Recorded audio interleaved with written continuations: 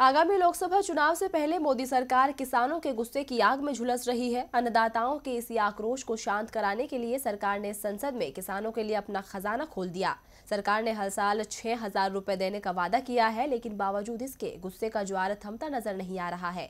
उल्टा अब तो किसानों ने जमीन की जंग छेड़ दी है और एक बार फिर सरकार के खिलाफ सड़कों पर उतर आए हैं। गाजियाबाद, महाराष्ट्र, राजस्थान, हरियाणा के बाद एक बार फिर राजधानी दिल्ली की सड़कों पर उमड़ा किसानों का ये हुजूम इस बात की गवाही दे रहा है कि देश में किसानों की कोई कद्र नहीं। किसान कर्ज माफी और मुआवजे की मांग करके थक चुके हैं, लेकिन सरकार पर कोई फर्क नहीं है।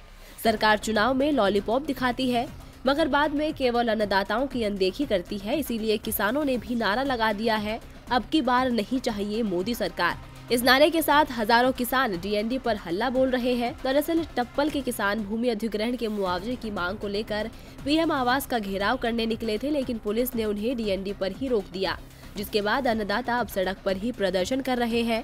हालांकि इस दौरान नोएडा के डीएम और एसएसपी मौके पर पहुंचे और उन्हें मनाने की कोशिश की, लेकिन बातचीत विफल रही। अब देखिए, 2008 से लेकर 2012 तक यदि भूमि का अधिग्रहण हुआ है तो कॉम्प्लेक्स इशू है। आज यहाँ पे डीएनडी फ्लाईओवर पे बैठ के और अचानक जो है ये मुद्दा सॉल्व नहीं हो सकता।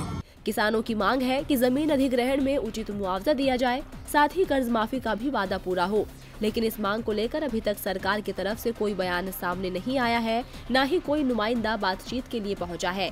इसीलिए किसानों का गुस्सा और भड़क रहा है और उन्होंने जमीन पर छिड़ी इस जंग को 7 फरवरी तक जारी रखने की धमकी दे डाली। किसानों का कहना है कि अगर हमारी मांगे नहीं मानी गई तो मोदी सरकार के लिए मुश्किल होगी। आपको बता दें कि जुलाई 2011 में किसानों के समर्थन में ही कांग्रेस अध्यक्ष राहुल गांधी ने भट्टा परसौल से टप्पल तक पदयात्रा की थी। इस दौरान राहुल ने नए जमीन अधिग्रहण कानून को बनाने की मांग की थी। इसके बाद तत्कालीन यूपीए सरकार ने नया कानून भी बनाया, लेकिन अब तक इन किसानों को मुआवजा नहीं मिल पाया, जिसे लेकर अब किसान हल्ला बोल रहे हैं। डीबी लाइव की रिपोर्ट।